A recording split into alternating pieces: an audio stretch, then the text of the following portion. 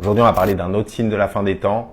Donc le prophète sallallahu alayhi wa sallam dit « Il viendra une époque pour les gens durant laquelle ils vont se rassembler et prier dans les mosquées, mais il n'y aura parmi eux pas un seul croyant. » Donc premièrement, on apprend que la foi se détériorera et que l'hypocrisie se propagera à la fin des temps. Et deuxièmement, on apprend aussi que les apparences n'ont aucune valeur aux yeux d'Allah. Le prophète sallallahu alayhi wa sallam dit aussi qu'Allah ne regarde ni vos corps ni vos apparences, mais il regarde vos cœurs et vos actions. Parce qu'ici, les gens se rassembleront et iront prier à la mosquée. Donc en apparence, ils font une très bonne action.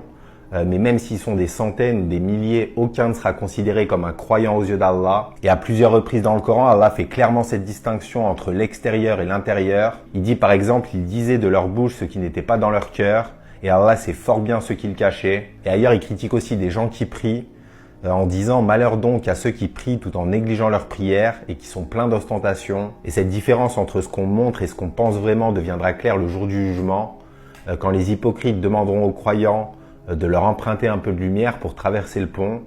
Ils diront « N'étions-nous pas avec vous ?» Et les croyants répondront « Bien sûr que si ». Donc ces gens-là se considéraient et étaient considérés comme des croyants, c'est-à-dire qu'ils avaient l'apparence du musulman. Ils allaient à la mosquée, ils priaient, mais ils finissent quand même en enfer. Donc on doit faire très attention aux apparences, parce qu'aujourd'hui, quand on s'imagine un bon musulman, on s'imagine quelqu'un qui parle arabe, qui s'habille comme un arabe, qui a une longue barbe, etc. Et il n'y a aucun problème avec ça, mais on doit juste pas faire passer la forme avant le fond, parce que par exemple, tous les ennemis du prophète, sallallahu alayhi wa sallam, parlaient parfaitement arabe, ils s'habillaient comme le prophète sallallahu alayhi wa sallam et ils avaient tous une longue barbe. Donc on doit faire de nos priorités ce sur quoi Allah met l'accent dans le Coran, parce que dans le Coran, Allah décrit jamais les pieux selon leurs apparences, mais il dit que ce sont ceux qui sont conscients de lui, ceux qui prient la nuit, ceux qui ont un bon comportement, ceux qui dépensent de leur richesse en secret et en public. Et donc ce qui a de la valeur aux yeux d'Allah, c'est souvent ce qui est invisible aux yeux des gens.